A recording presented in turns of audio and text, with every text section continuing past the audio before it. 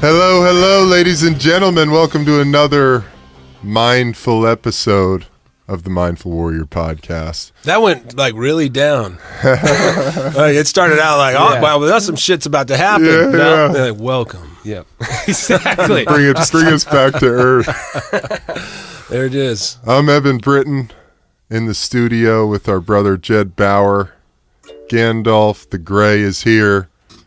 Nate Jackson, how are you? I'm good, man. How are you doing, Eb? I'm good, man. This is an exciting day. Yeah, I'm excited. I don't know how many episodes we have. I think this is 14. 15. 15. Yeah, 15. But we have 15. a good friend here today, both of ours, who we both met after we stopped playing in the cannabis world. But Kyle is an NFL veteran. How many years did you play? Technically 9. 9 years. Yeah. All-pro, pro bowler, badass offensive lineman, and an individual who embodies the mindful warrior mentality. And so we're Thank really you. happy to have you here. Kyle Turley, Good how to are you, be my man? here. I'm good, brother. Thanks for having me. You drove in Hell from Riverside. Yep, good old River Tucky. About an hour's drive as the crow flies, but California freeway time, about 2 hours. Wow. Yeah. You know. Yeah. Traffic. Did you get I keep it easy though. I don't mind. You know. Well, Did you get any assholes like cutting you off and making you rage? I don't worry about that anymore. You know, Good. I've been able to fix that problem. How'd you do that? Well, well, let's see. It's kind of twofold. I drove tour buses for a while, playing music, living out in Nashville, and had my own tour bus. I drove that thing across the country a couple times, and so I just sit in the slow lane, and or the lane just next to the slow lane, and realize I could get anywhere as fast as anybody on the freeway driving crazy. Because I was in a bus and I'd always see these assholes driving in and out all the time, and I'd always meet back up with them at some point. And so those trucker lanes, while they go slow, they get you there at the same time as you would if you're driving like a dick. Right. And you can smoke in that lane, and that's the smoker's lane, bro. There you go. There you go. I take it easy these days. I'm done with the road rage. Right. That's I good, try man. to be. Well, I gotta say, man, I'm so stoked. I was stoked to meet you first. Right on, man. A few years ago.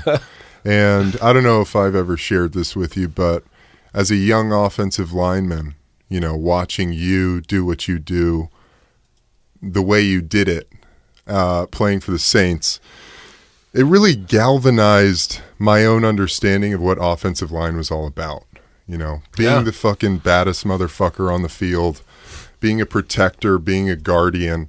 And it really, I think, all, for me, culminated in seeing this wild man, blonde hair, tattooed, throwing a fucking helmet halfway across the field at Giant Stadium, playing against the Jets.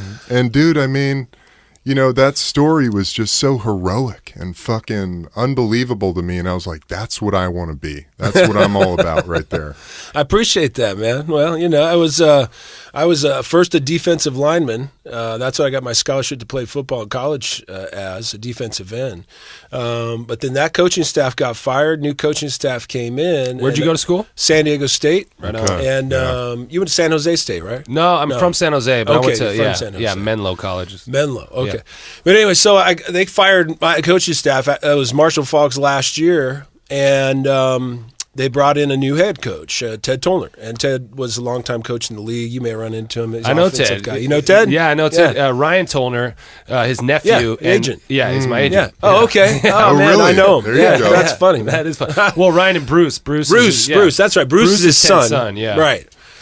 So they came in and they brought in their new staff and they introduced the staff, and afterwards they said, you can go to whatever position you want. Well, it'll sort itself out. We're a rebuilding team. We've got a couple years. I've got a contract here, is what Ted said. So, I went off of the introductions of the coaching staff, and this guy, the D-line coach was, he hadn't played in the NFL. He was just kind of a blah introduction, whatever.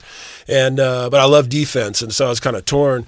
And then the offensive line coach spoke, and it was Ed White, played 17 years in the NFL, all the Super Bowls with the Vikings back in the day, with Fran Tarkenton and all that, the Purple People Eaters and all that shit. And then went to San Diego and played another 9 years with Dan Fouts and all those great years with the Chargers. And he's from San Diego. I was from Indio. But anyways, this unbelievable guy and character. Yeah. And it was like that moment where I want to be that guy. That's it wasn't, it shifted from being a football player at a certain position to realizing my goal is to make it to the NFL. Right. And I want to make it that way, you know. I could have been J.J. Watt, I'm sure, you know, that type of player with my attitude and ability. I mean, hell, 310 pounds at the combine. I ran a 4.87, you know, 38-inch vertical. Like, you know, still got records and shit, apparently, supposedly, somebody said. You're a beast, man. And, you know, so, but it was that mentality and that image and what you said, you know, about just this, what is it supposed to be about? Right. Because that's what life has been to me. You know, what's the purpose? You know, absolutely. And what to you guys is offensive line about? Like, yeah, you're protecting this guy behind you. How do you feel about that guy behind you? And how do you feel about the system that lines you guys up, 300-pounders, and has you take the brunt of that force? Yeah. As you guys know, the majority of these CTE guys are linemen. Yeah. And so that's where the epicenter of the violence is happening. Yeah. And it seems to be the camera time is all around those guys on the periphery. The receivers, the quarterbacks, the guys holding the ball. They get the glory while you guys get dragged through the fucking mud. So how did you guys feel about your job? I felt great about it, actually, just because you belong to this brotherhood. Yeah. You know, I mean, he knows he can call me up anytime and dig a grave. I'll do it. That's what we are. We're crazy. Yeah. Right. You know what I mean? And it's that doubt. brotherhood. There's no doubt about it. And I know the same about him because of what he went through to get to where he got. And you don't make it to the NFL as an offensive lineman for any other reason than you've proven yourself to be a knight of the fucking round table warrior. You know, because that's what coaches go on. I came from San Diego State, got an invite to the Senior Bowl. I had to show up. Like, who's this surfer kid, you know, with all these SEC guys and Vonnie Holiday and Leonard Little and Greg Ellis and these monsters that played, you know, 10, 15-year NFL careers. And I'm from San Diego State out of nowhere, 3 years out of just jumping on a football field from high school my senior year, you know. That was your first year of playing football? High school? My senior year. Yeah. But I had this passion for it. I had a love for it. It just escaped me for whatever weird reason, and now it's kind of coming full circle to understanding maybe why. But that whole thing and that whole brotherhood of getting there is unlike any other position. Every other position is very selfish, individualistic, and there's a brotherhood around this. And so that whole embodiment of team and family, in my experience, has held true with our brotherhood that we've established through meeting guys, you know, and this and that and the other. But even the guys that I fucking hated to play with that were just dicks, I know I can call them, and they know they can call me. Yeah. You know what I mean? And and there's no other real position like that I ever saw that was that close. There's a real code. Even defensive line. What about tight ends are like the stepbrothers? I mean, you get invited. You're welcome. Yeah, you know? And sometimes when we do a good job, you're like, fuck yeah, man. You can ride with us. Yeah, absolutely. Yeah, for sure. Always love the tight ends. Yeah. For sure. I played a receiver. We can't trust you. No, yes, you can. Yeah, you're right. I just want to catch a pass, man. Why am I down here? Yeah, you know. So how you played 9 years in the league, and you played for the Chiefs and the Saints and the Rams. Right on, and the Dolphins for 3 days in a minicamp. 3 days. Wow. I was a tight end actually. Oh really? At what point in your career did that happen? Blew my back out in St. Louis. Had surgery, recovered, blew it out again in training camp. They rushed me back way too soon. 4 months after back surgery, I'm in double days, you know, and I'm like, I don't feel like I should be out here. And they're like, you know, you had the surgery, Martz, and that's why that whole thing with Mike Martz happened with me. Anyways, so I was nursing this back injury, recovering back, and after I blew it out the second time, they told me, you're going to have to start over, lose weight. I met this person out here in Los Angeles that told me about core strength, because we didn't know about core strength. You guys kind of, you guys are lucky, I think, in your era. Yeah, I think we were coming into all that. We didn't really in our do a lot training. either, man. It was like Yeah, crunches and fucking, I mean. So yeah. we all kind of miss it, right? Yeah. Now it's like everything's core. So way less back injuries, and even the back injuries that happen, way more recoverable in today's game. We didn't know shit about it. We were all power lifters. We didn't have no cared core, about, and we're doing squats and fucking cleans. Yeah, nobody cared about abs. Yeah. It was baggier clothes, the better. You know, there was nothing. It was just keep lifting, powerlifting. Getting stronger. Who could lift the most weight? And so, anyways, they told me I had to cut this weight off. This person I ran into dealing with core strength, and out here in Los Angeles. And so that's all I did. Got into Pilates, all that. I stopped lifting weights. I just trimmed everything off, and in like 90 days, I dropped down to like 230. I lost like 60 pounds. Wow. In like 90 days. What were you doing? Just stopped eating bad food. Yeah. Just eating salad. Stopped eating red meat. Eating Salads, chicken, fish only. No sodas, nothing. Only water. Yeah. And walked every day. I just walked and did push-ups and sit-ups and pull-ups, and that was it. And you felt good? I felt phenomenal. Did you feel Lost all like that you? weight. Did you feel prepared to play football at that point? No. So then I went back to my people who helped me prepare for the Combine and the Senior Bowl and everything else, and said, "Let's go. Let's start over." The full Rocky Balboa, come back. Fucking lifting logs and shit through the snow. Oh yeah. So I went to Arizona and just locked myself away and built myself back up. I was like 250, 260, and just jacked and shredded. I looked like fucking Jeremy Shockey. And so I started getting some looks, and I had a couple of tryouts. Did one over here at the Home Depot Center. I was training out here as well. I was training in Arizona, then I came back out here and kept training with API over there, or Exos now. And but anyways, the guy that started that, Mark Verstegen, started EXOS, Athletes Performance. We were his first crew of guys down in Florida at the Bradenton facility, Bolletary. It was a tennis academy. Then it was IMG related, and then because IMG was where Tom was with, because that's how we got connected. Our agent Tom Connon. Anyway, so started right back over with all the same crew of people, and got an invite to Miami to play tight end in a mini camp, and so. Went down there with Saban and oh wow, yeah, that's crazy. How was that? I killed it. Everybody thought I was going to get signed. I didn't drop but one pass the whole weekend of two a day, mini camps, and it's hard to go from a life of offensive lineman though to running routes. Yeah, but I killed it. Like I literally killed it. That's awesome. To where everybody was like, "This is crazy," and burning like their rookie high draft pick linebackers and shit, and because I got myself back in shape, right, and I lost all that weight. I was fast as hell. I should have played defensive end, and I shouldn't have even. I just should have went back and tried to play defense. Is what I should have done. Yeah. But I don't know. It came down to getting called up to Saban's office, and I would have been a Dolphin, I guess, if I had said the right things. But he really was just more concerned about what it was going to be like with he and I and the media. Because of all the bullshit that had happened with other, previous organizations.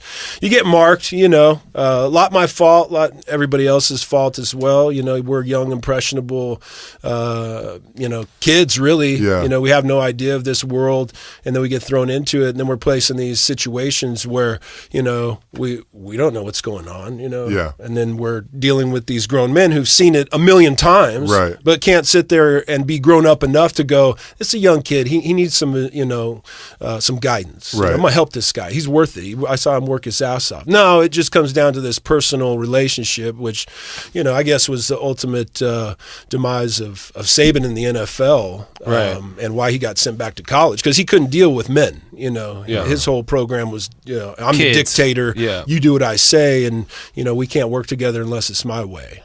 I guess. I don't know. But everybody was surprised I didn't get signed, and they sent me off, So then Kansas City picked me up, and then Willie Rofe retired out of nowhere right before training camp. They're like, we need help at O-line, Kyle. We don't have any other tackles. I was like 270. Wow. And ended up playing that year in 06 and earned the starting job at left tackle at 270 pounds. Wow. That's amazing. And that was your last year? No, and then I went and tried to put weight back on and come back for another year and get it back because that was the knock on me. Like I came back, I was supposed to play tight end. They signed me as a tight end. Chiefs did. But then Willie Roaf retired like right before the season started. And so they were screwed and threw me right in there, said and asked me to, beg me pretty much to play O-line again. And I was like, oh, I'll try it, but I don't know. My back, I don't know if I can hold up for 60, 70 snaps a game. I was open tight end, maybe 10, 20, at most. Yeah.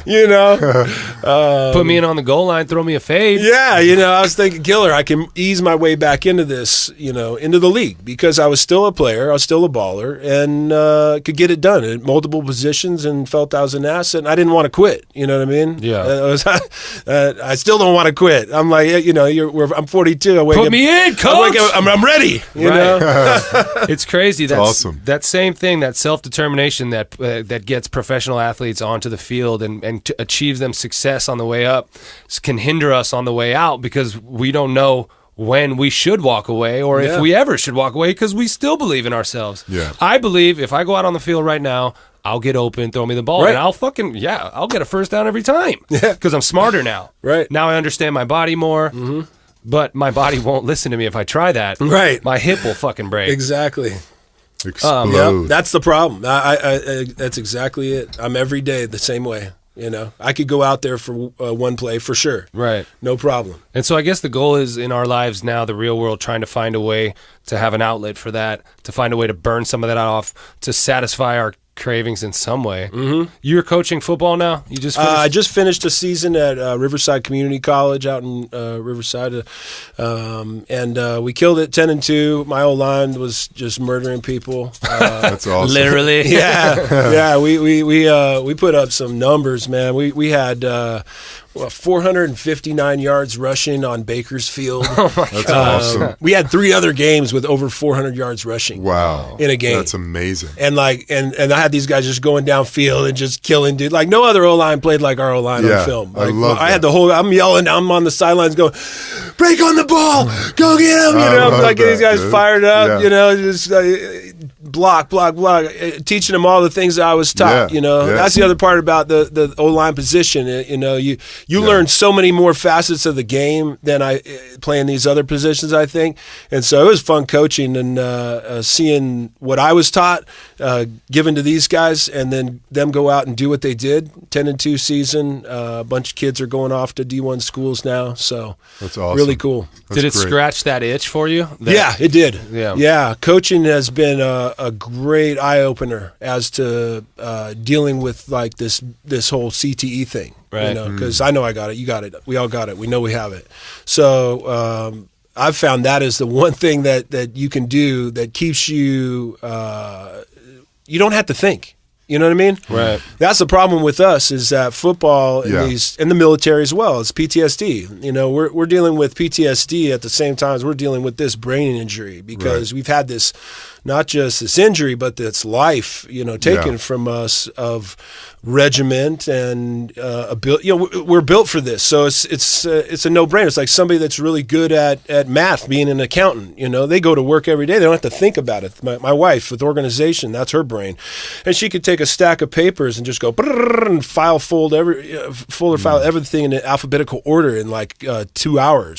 She reads novels and like in like an hour. And it's just like it types 1 million words a minute, and so these jobs that you do in those occupations, or if you're a doctor and you're a surgeon and those things, you don't have to think really. You just get it. You're this mind, and that's how football was for us. And now we're back in at these young ages, trying to figure out something else to do in this world that we don't get, because we've been in that regiment. We've been in this system of accountability for the most part. I had a great time coaching, and that kind of filled the void a little bit, but still I'm just like, I'm going to go back and play. I don't even want to go back and coach. I'd rather go back to, like to play. I'm hoping that they ease up some restrictions on some of this growth hormone and all these other things, and we figure this out. Stem cells. Yeah. What about CFL or something? Would you do that?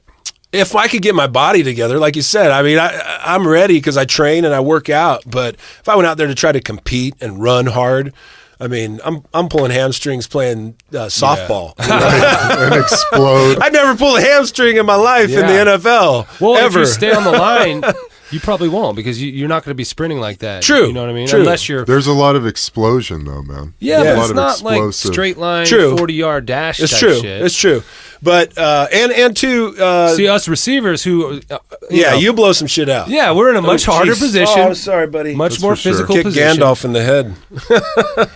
Receivers, everyone knows, are a lot tougher than offensive linemen. You know, they right. deal in the. Those are the real trenches out Right, there. of Let's course. be honest. Yes. Those are the real They trenches. used to be. They used to be when you could hit them over the middle. Yeah. They used to be. Yeah, exactly. You know? That's so stupid how they try Yeah. to legislate that shit. I mean, That's dumb. with a targeting, they're going to put a targeting. Isn't targeting tackling? Isn't that Yeah. what you do when you tackle someone? You target them. Targeting. And it happens in an instant. Yeah. How do you adjust to that? It's so dumb. They're trying to address this issue with rule changes in technique, and it's like these things happen in a blink of an eye. You can slow it down as much as you want, but you go back to the instant replay and regular speed, and it happened like that. Right. You know, and so I mean, look at the kid Shazier and his situation and where he's at. I mean, awful. where the mistake was made wasn't in that, oh, you're not supposed to tackle that way, and that's a penalty. It's, oh, wow, that was a bad hit. We saw that. Let's address it. Right. And they're not addressing these injuries. They're not addressing these problems. I saw previously, somebody told me about what happened to him, and I went on and I looked it up. And there was a play before. I didn't see the play where it happened. I was like, the play before, I'm like, well, he's still up. He's still walking around. Where he laid out another guy. Right. And I thought it was him that was going to get hurt, that was about to be hurt because they said it was him. And I looked at that initial or that first big hit that he made prior to the one that he went down on. And I watched that, and I watched him afterwards, jumping around, acting like a fool, and like throwing his hands up in the air and like doing extracurricular things and excited, as you know and I know, from being concussed and how his elated state was. And I saw the angle that he took in that first hit where he put that other player down and his head was down. He led with his head again, and it was a jarring shot, and you could tell in the slow motion of what I saw that there was something wrong with him at that moment. And I watched that, and then when it happened again, when he hit the guy the same way, I was like, that's what happened. Yeah. They didn't get to him on the sideline to say, hey, look, we know you, because that's the problem. You know, they look at these rule changes and they go, oh, the guy that got hurt. It's not all just the guy that got hurt. It wasn't all the guy that got hit. It's both people. It's everybody on the field. Yeah, but it's these two people that have had this collision, and if one guy's down, they forget about the other guy because he's still up. Right. And they're attending to this guy. Well, this guy's now walking around semi-concussed and likely has that's where that contusion or whatever was going on with his spine, where then he had that other big hit where he led with his head again, and I saw it, then boom, then it pops. You know, I think more than any other year, I mean, maybe, I don't know if that's true or not, but it seems like this season has just been filled with carnage and wreckage of guys' bodies and minds. Last couple weeks, especially. I mean, last week, did you see Tom Savage and having a seizure? Yeah. Yeah, I mean, he I know. was seizing. Yeah. And they put him in two plays. back in the- So again, they're neglecting. They're rather look towards what was that penalty for? Was this a late hit? Was that, they're arguing over this, that, and the other while they're trying to shift this conversation, down the road here. Instead of taking the guy, addressing him, they take him and put him in some magic tent where they don't do shit. That's what's hilarious is that the public is accepting this, and that doctors and physicians are accepting this now. This injury tent. Right. Like we've been talking about as player and our union. Like, is he not going in there what's he going in there for? Is he taking off his clothes? Right. Is he taking his clothes off? What are they looking? What's going on? What's going on in there? What's happening in this tent? Well, Why do you have to hide what you're doing with this young man in here in this concussion situation? Because the whole world should be able to see you, getting him to repeat alphabets back to you and numbers back to you and follow your eye and your pen and all these other things and to talk to you. So everyone can see whether or not this player is ready to go back out. But we just see Russell Wilson pop out. I'm fine. I'm fine. Of course, because that's what any guy's going to do. Of course. Dude, I never fucking reported a concussion. Yeah. I was concussed a handful of times in my career looking back. Yeah. It wasn't until, hindsight, looking back at my career and the experience I had following some of these hits, even in practice. Mm-hmm. My last year in Chicago, man, I had a collision with this linebacker on like an outside zone play. Mm-hmm. And man, nobody got knocked out, but there was an explosion in my helmet I'd experienced many times before. And for 3-4 days, the rest of that week, I was in a fucking black cave. Right. I was not myself. Yeah, totally, man. I was completely depressed. I didn't, and in that moment I was like, man, I think this is a concussion. Totally. But I had this fear of going and talking about it. Yeah. I wasn't able to do that. Yeah. Well, they're going to take you out. Right. Exactly. But and that's the problem. That's the entire problem of this whole thing and why we're here is because these doctors, they watch and they see what's going on and they don't go address it. Right. They send it down the road and hope it doesn't become something bigger. That's been the biggest problem. But that's the problem. Yeah. I mean, what's the future of the league, Kyle? Well, thanks to cannabis, it's bright. Right. That's my answer. I know what's in store. And what's in store for the league is that the world is going to wake up very soon, especially after January here when it goes wreck in California, because everybody loves money and California's going to come out of debt, and so then everybody's going, we need that money too. So they're going to open it up in their states, and because it will be the one thing responsible for bringing California out of debt. And we're in unbelievable debt. Yeah. So ultimately, other states, every other one will fall because that's what happens across this country. From clothing brands to cars or whatever. If it's out here in California, then it goes back. And it works its way. Yeah, it will. And so what I know about it as a neuroprotectant has the ability. It's just been unbelievable. The things I've experienced personally in neuroprotection with cannabis. Even just CBD, unreal. Talk about what you mean by that. Yeah. How do you know that it's a neuroprotectant for you? Well, I know what it does for me personally. Right. And I know how to address his anxiety and stress and all these things. I wouldn't be able to drive these freeways that we talked about out here, sit in this traffic and make proper decisions and not just get on my gas pedal and fuck the world, So I know what it does for me cognitively in dealing with all those things. And I feel as well it helps with clarity and my memory and other things because I remember more when I use this every day. And when I don't, then things get cloudy again. When this disease appears and manifests in still today because of you eat the wrong thing or whatnot, or the wrong situation, a scenario happens, I thank God for cannabis and what it's done for me, because I was a literal train wreck and you didn't want to be around me as I was. And even still, a lot of people don't want to be around me, but because I'm a little over the top with this whole cannabis thing, But well, it's because you believe in it. You're speaking your truth. I don't believe in it. I know it. Exactly. It's like it's not a belief; it's a truth that I can't deny. It's one of those things that I'd like to say. I've made this whole thing up, but I can't. I can't deny this. Like, I'm sorry. Yeah. Anybody wants to sit there and argue with it, I can tell you this is not my belief. This is not my thought. This is truth. I understand. I tried every medication that they had out there. So tell us a little bit about and then personal experiences. Your understanding of what cannabis is because you understand the other side of the coin and all the shit you were on when you weren't on cannabis and what it was doing to you. Tell us a little bit about what that was in your darkest hour and how you kind of realized that cannabis was better. Well, it was when I gave up the pills. I had to make a choice. I was hopeless. When you're using pills, there was Vicodin, Flexerol, Naproxen, Xanax. Maybe a Xanax. I'm not sure.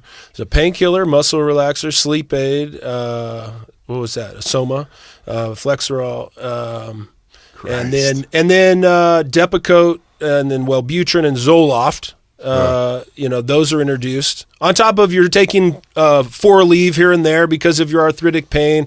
I mean, maybe 8 a leave a day or more, just popping those things. Were those team doctors giving you these things? Every one of the pills I ever got was directly from NFL doctors. Because even post football career in Nashville, where I passed out in public, went to the emergency room, had a seizure, the whole deal, was hospitalized for like 3 days, not understanding what's going on with this whole deal, because that's what it was for me. It was neurological disorders that were servicing early in my career. I was starting to get vertigo constantly. We didn't know. You knew we had dingers, but I was having these episodes of vertigo that were occurring during my career from my rookie year on through the end. And one of the reasons I ultimately walked away is the injuries mounting physically and orthopedically, but also cognitively. I couldn't slap myself in the face anymore to get fired up before a game.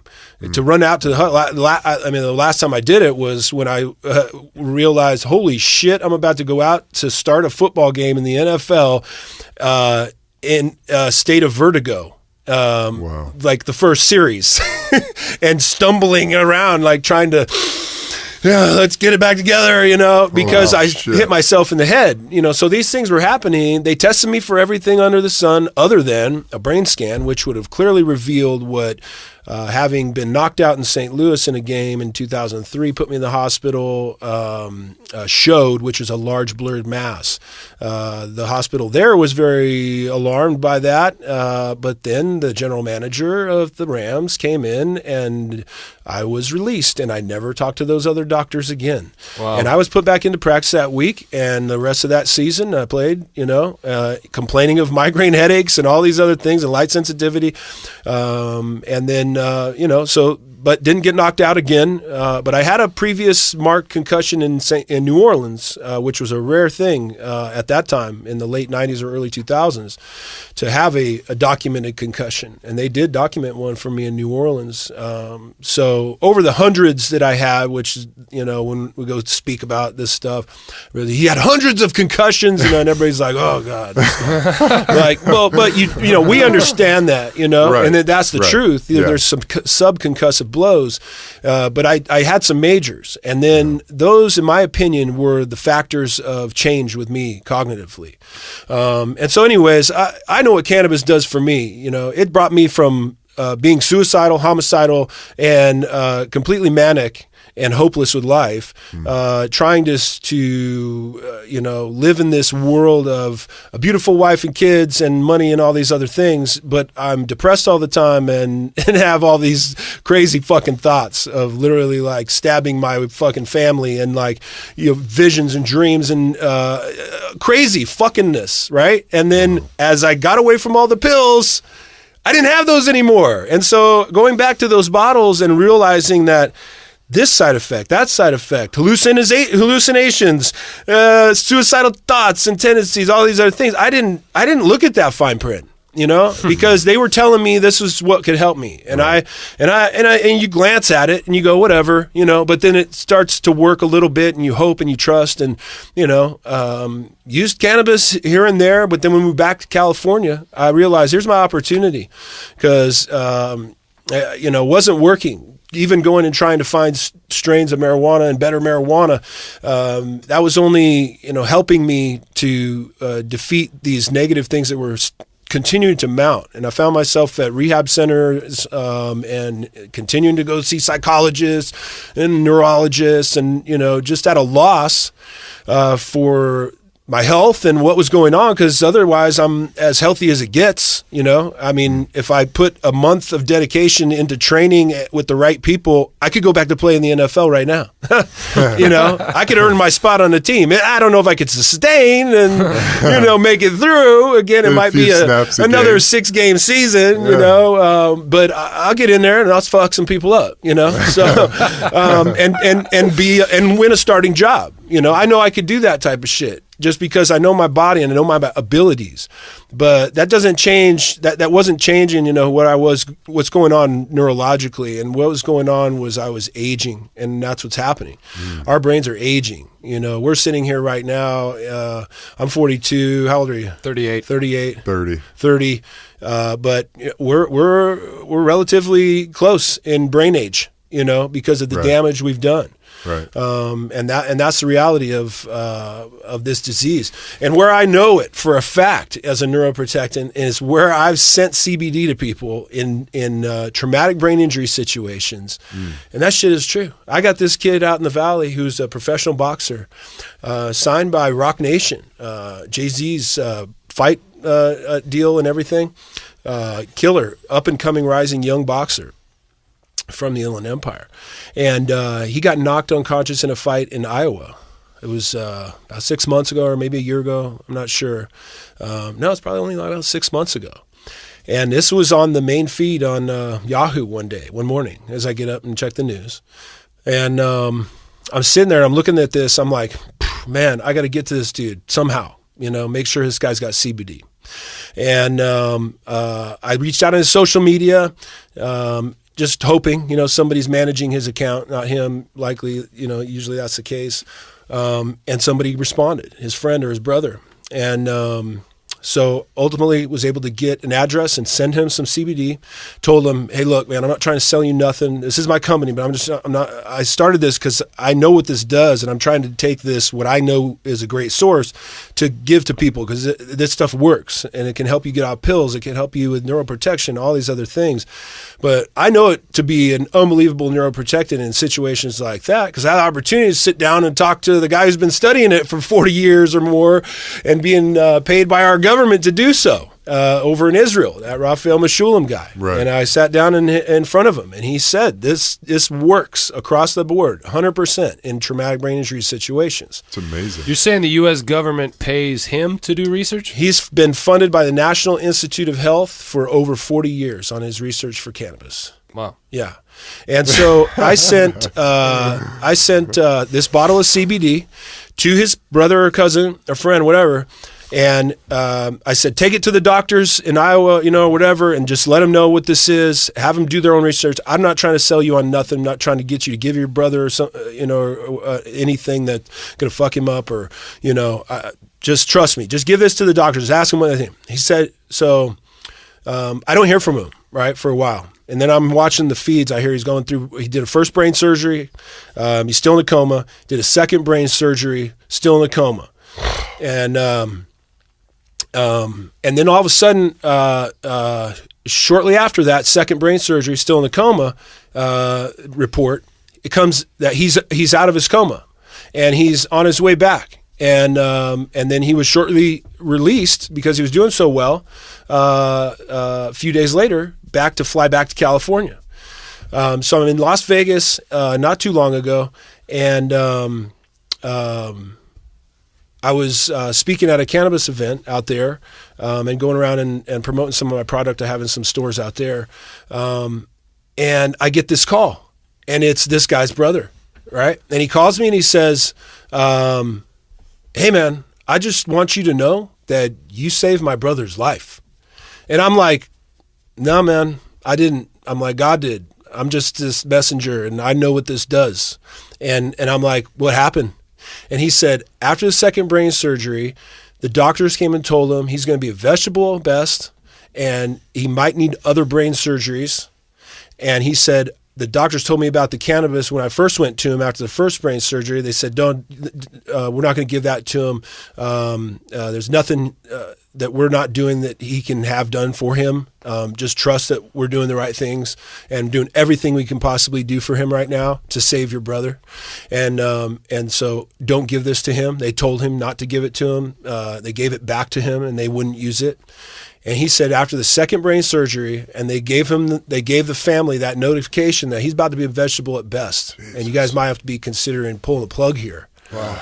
He said, I went in, I snuck it under his tongue and rubbed it into his gum line like you told me to do, and then put 2 of those tinctures under his mouth, and he fucking woke up in 30 minutes. Oh my God, man. Wow. That's fucking amazing. So, and then another story comes back from our distributor in Arizona. This lady, Tammy Miller, fucking awesome lady. You want a product, got to get you connected with her in Arizona. She will hustle for you. And she's like in her late 40s, maybe early 50s. Her and her husband, they go around and sell products to dispensaries, and they're just these awesome people, not hippies. You'd never know it. And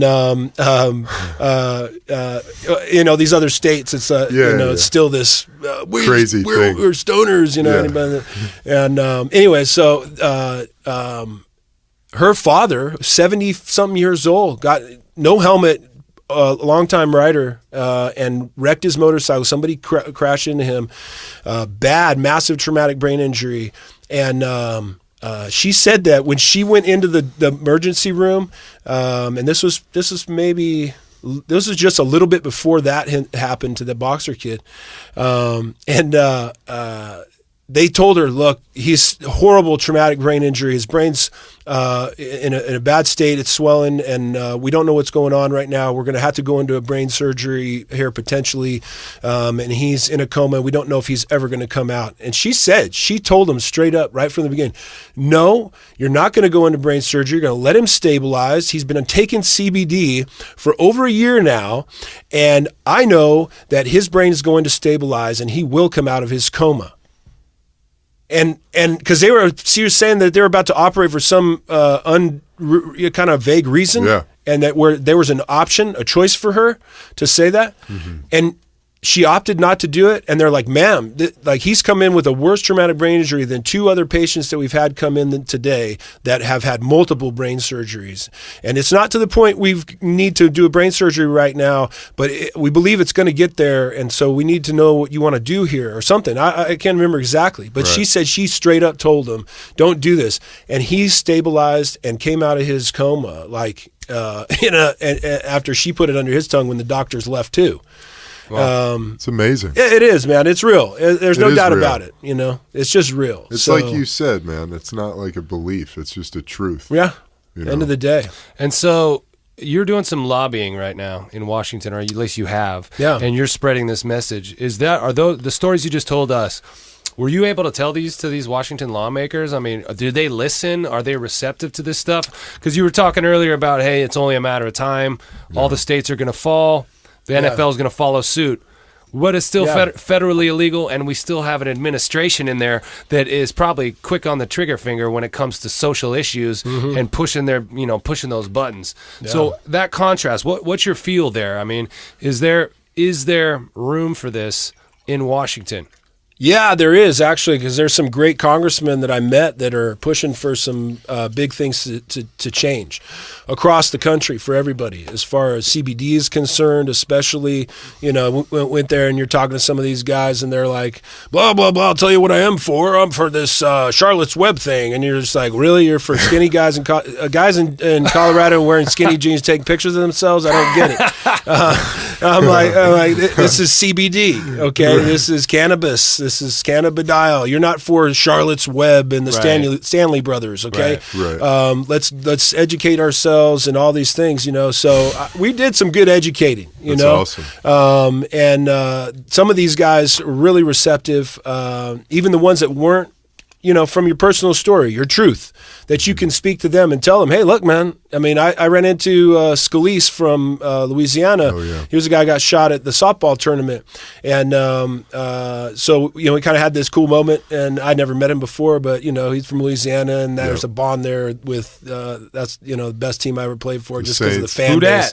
Yeah, the Houdats. Well, they wanted you to fucking run for mayor, dude. Yeah, I still could, dude. That's how crazy it is down there. Mayor Turley, brother. Yeah, governor. They'll vote for you. I love that. Played for the Saints, man. Hell yeah. But he was like, it was myself, a Navy SEAL, and another family with a seizure child and things like that, and he, even made a kind of a little. Snide comment like, you don't underestimate the power of prayer, this, that, and the other. I'm like, no, sir, no, 100%. Prayer is what brought me to cannabis. I'm like, God, I prayed to God, and He sent me this plant. I love and I that. looked them straight in the eye and told them that, and so it was. I love that. And when they see this truth, and you're not just over the top, and like you're trying to press this belief in somebody too, where you're just telling your story and you're just going, hey, I understand, I get it, I know what you're talking about, what you guys have seen and experienced, and how it's been envisioned in your mind. I get it, but you're looking at me right now, and I'm here to tell you there's a middle road here. There's a line as well with what's going on in our communities and your constituents and all these people that we can't deny any further with synthetic medications and what they're doing to our communities. So we have to, when you speak to them on those levels and what they're dealing with in the streets and what you would rather have, these people on all these pills, where we've got, these discussions about guns that they're always having to talk about, and all these other problems. At the end of the day, all of these mass shooters, every one of them is attached to either heavy psych meds or other painkiller opiate addictions that are very extreme. And so, there is a bottom line to this. There is an answer, and the answer is cannabis, period. And what it can do and resolve in health issues around the world. I mean, we talk about healthcare, and we're all in a fight about all this healthcare right now. And if they would just legalize cannabis across the board for America, you would see an unbelievable revolution in healthcare and people surviving diseases. I can't tell you how many. I've got 4 or 5 different people now directly that I've dealt with over the past 2 years, all over a year old in their cannabis or their cancer understanding of being diagnosed with cancer. At like every one of them at stage 4 when they've come to me, like they're at their, because that's when people come to you and they're at their last rope, at their wits end with their doctors. And now I'm going to try cannabis, because they're Mormon or they're this or they're conservative or they're old, or whatever. And now they're going to die. So, well, everything else hasn't worked. What's up with this cannabis thing? Every one of these people is still alive. Every one of these people is still very productive. I have an uncle who had a stage 4 cancer diagnosis, and I gave him RSO oils and all these other things, and he smoked a little weed, I guess, but I started giving him these concentrates and introducing him to all these other cannabis opportunities and treatments and CBD. Cured. My wife, we're married 15 years, for the first now, so 13, because the last 2 years, she's not had one skin cancer. And for first 13 years of our marriage, having to get skin cancers cut out all the time. Now we put the THC oil on a Band-Aid, on the skin cancers that she knows and I know are getting to the point where she's going to have to go get them cut out, and the creams and the chemo stuff and all that crap. It was brutal. And they disappear. They're gone. They're non-existent in like 4 days. It's amazing. Yeah. And the fact that it does so many different things is actually the thing that prevents the American medical establishment from accepting it as an effective drug, because what they want to have is this thing does this. That's how you get it approved by the FDA. One molecule for one thing, one disease, right? Yeah. This thing does this. And to say, no, this works for that too. No, it'll help that. Yeah. And so in your experience, what is the most kind of effective message? Is it an alternative for the opioid or a cure for the opioid addiction? Is it the brain health thing? Is it cancer? How do you brand this, especially in D.C., to people who are skeptical? Again, I mean, we're in such a flux in our country because of healthcare. Right. It's running every conversation. It has for the last 2-3 presidencies. I mean, all of Obama's terms, because Obamacare came on the scene. And prior to that, leading up to why we needed Obamacare and why that is actually, in a lot of ways, very good for our country. But and it's all bad at the end of the day because it's causing this conflict and this greed and all these insurance companies and everything and this bureaucracy in dealing with people's health, where we have to go, oh, well, you're not sick enough, so you can't, come get this scan. My wife's got, that skin cancer's not far enough along yet. You're going to have to wait 6 months to get a scan for that. That's what insurances are doing nowadays. You guys are start seeing it as you get older, and your wives go in for these, because we don't really have too much, health wise problems or whatever, but our wives have to keep going in, and you'll start to see if it stays the same. It's an unbelievable scam, our healthcare. Right. And if people had the opportunity to address that through cannabis and become healthy. The only arguments I get with my wife nowadays is when my kids get a little bit sick and they don't heal as fast from the CBD than they do from a Zyrtec, from an allergy or something, or having a stuffy nose. Mm-hmm. And it's hard for her to see our kids, sit there with a congestion, and I'm like, we didn't have that when I was a kid. I'm like, let them blow their nose and deal with some snots, Yeah. And, everybody wants this quick fix to something's wrong with my kid. So that's the only dilemma we have. But we've been experimenting in a big way because our CBD product is THC free. So it's cannabidiol. It's what's inside their system already, and we've found that it helps keep them healthier. Yeah. So if we can catch these things and we can give it the neuroprotection in football that we need prior, at the youth levels especially, that people have kids in youth football and are not aware that there's a supplement that is non-toxic, non-lethal, that non-psychoactive that they could be giving their children to help potentially stop CTE from happening. Because that's the science behind it, is that it can stop this disease from occurring. So if you are medicating in advance with CBD or cannabis, and then you still do the same things that we did, you're saying you prevent yourself from getting it at all? I don't know. That's where my beliefs come into play. Yeah. And that where I believe cannabis can go, and that on our very infant understanding of this plant and what CBD and these extractions and things can do. If you can do direct injections to cancer cells, like we had cortisone shots, into joints. If they can evolve the science behind cannabis, I don't know where it can go, but I know what it's doing at its base level. The whole CBD discussion is in a flux in the industry because, the marijuana plant CBD is way better because it's got THC in it. Well, yeah, dummy, but the government's got restrictions on that. And so, how do we get this base level of understanding to the rest of the world here so we can open the door? Because then that entourage effect discussion has to happen. And so, I don't know, man. My hope with it all is that these legislations pass, it gets legalized CBD across the country because but you could buy it in through the mail. Like I'm selling my product to every state in the country, but everybody needs to have this access because it can help repair, and the science behind it says that it can stop the progression of Alzheimer's disease. That's what CTE is. Alzheimer's disease is tau protein buildup.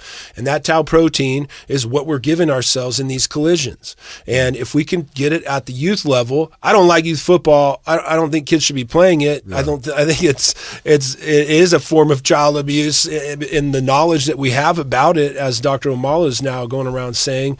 I can't argue that it isn't child abuse because I understand how damaging that is, to a child's brain. Yeah. And but with CBD, potentially, again, we live in America. I'd like to be informed. Yeah. My kid's gonna go out skateboarding. He's gonna hit his head. He's gonna go ride his bike. He's gonna hit his head.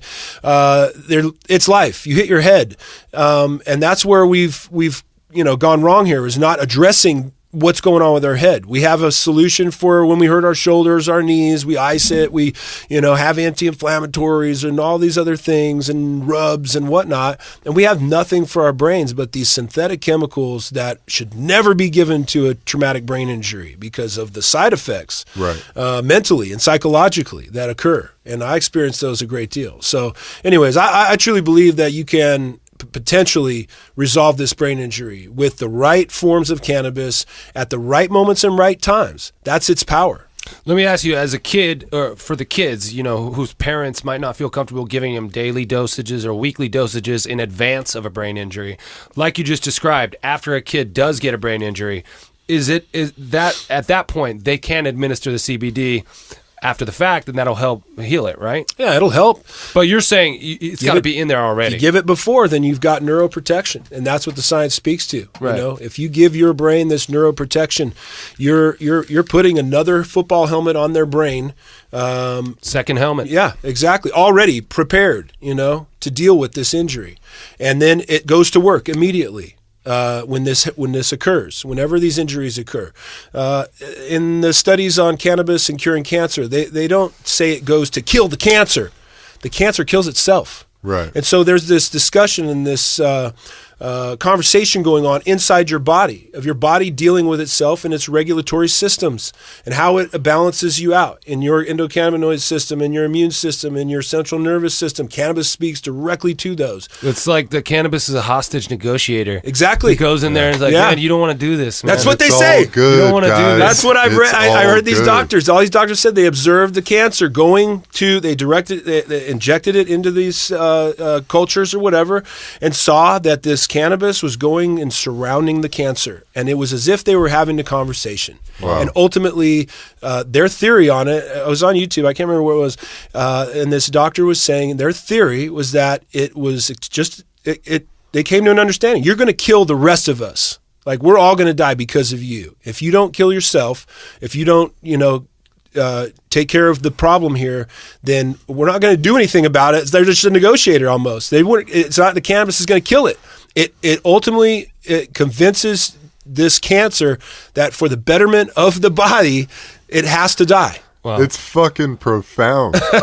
So a conversation about the just- value of life happening at the Yeah. cellular At the level. cellular level. Yeah. So crazy to Science think about, is proving spirituality, I think. Totally, bro. And what quantum we're level. doing here is really important too, because we're lending our own experiences, talking about our own epiphanies in that world, smacking heads every day. And football players, we're kept away from words. Yeah. We're kept away from the language that it takes to explain what we're going through, what we've been through, what we feel. And now, in this aftermath of life after, we can develop those language skills and spread our truth, man. I'd say it's strictly because of cannabis. I wouldn't be able to have these conversations with you guys, and I don't think you guys would be able to have these conversations with me and have the relationships that you guys have if it wasn't for cannabis. I know what it's like to live in that world. You guys have been fortunate to benefit early on in the stages of this disease to where, and I was telling my wife this, she's like, how's Evan? How's Nate? How are they doing? I'm like, you know what? They're a lot, I wish I knew what they know back when I was their age. Because they're making better decisions. They're understanding what's going on with their health and their life, and they have this pause that I didn't have. We were trained killers and got unleashed into the world. Yeah. The fucking cages got opened up from the zoo, and they let us out.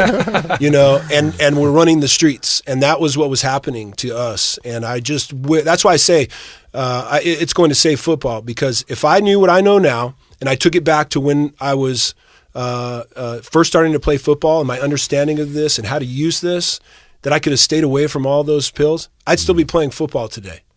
And that's why, I know that it will save football, because it's helped me to get my life back, my mind back. It's still fucked up, and I still have bad days, but I know what helps it, and I know what fixes it, and allows me to live a life that I thought was impossible.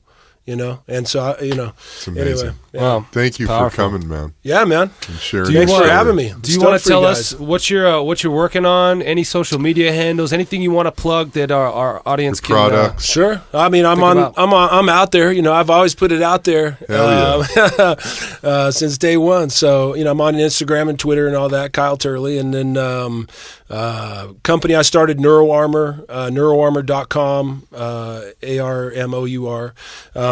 And it's a CBD company, and we're selling it all over. Just made a great partnership with a large group and company that's going to help take it to the next level. Excited about that. And how do they purchase that online? Yeah, online. You can purchase this online, or if you're in Southern California here, we sell it at Clark's Nutrition. They have locations in Chino, Riverside, Loma Linda, and Rancho Santa Fe, or Rancho Mirage. Big stores, grocery store type deals. And that, that's, again, that's what's happening. The grocery stores you got yours down at the PX in Camp Pendleton. Yeah. Unreal. Man. That's insane. We'll have to get that going too. Be True Organics, man. And that's what's so cool about all this is that, we're in this opportune time to help ourselves, heal ourselves, and have, this ability to be attached to something that is passionate as well. And from the CBD to some other cannabis ventures, I'm continuing to try and, get with what's coming up here in California and all these other cities starting to open up out there in the Valley and Riverside, Moreno Valley, those areas where I grew up. Going to take advantage of that. So some good things that are happening. A grow container deal I'm working on to really produce very, very sterile. My whole thing is strains, and I discovered strains and what they do. These different strains, and I found a strain that resolved so many things with me and my ailments and issues. Jack Herrera. Yeah, Jack Herrera, man. I Jack think that's Herrera my strain. favorite too. That's so good, man. I think it's a great one for football guys. Totally. Yeah. It keeps you very conscious and aware and capable and able to do things and function, and has been the best psych medication I have ever tried. So, growing those strains and getting to the purity of why that is what I'm really interested in, and finding out why. How have I found these things? And I could find it down in the worst part of town from Bob, we'll say, in the politically correct world.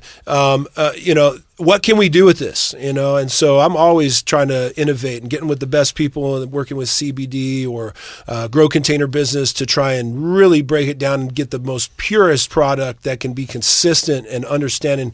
To be able to reproduce that effect constantly is something I'm very interested in doing. And so I've got great partners now. Partnered with a group out of Las Vegas, Shango. They got one of the largest dispensaries out there, and it's awesome. Yeah, going to be doing some big things here. I'm looking forward to the next run. I'm trying to coach too. I don't know what's going to happen with that. Keep that going? I call Herm Edwards. I put a message into my old O-line coach to Herm to say, hey, I'm here. I'm ready. No shit. For ASU? Yeah, I took that ASU gig. I was like, hey, man, I'm ready, man. I got a good I did some high school stuff, and I got the JUCO year under my belt. Oh, dude, you could totally be coaching in the league. I really enjoyed it. Being able to get back to football is something I recommend to every player. Whether it's just doing your own camp or something, or just going out and saying, hey, I'm going to. Anybody want just training kids out at the beach? Even if it's just 2 kids, just to be involved with giving that knowledge back. It's really been very satisfying. It's awesome, man. Yeah. Well, Kyle, thanks for joining us today, man. You keep doing what you're doing. Keep pushing that ball forward. You're an inspiration for a lot of people out there.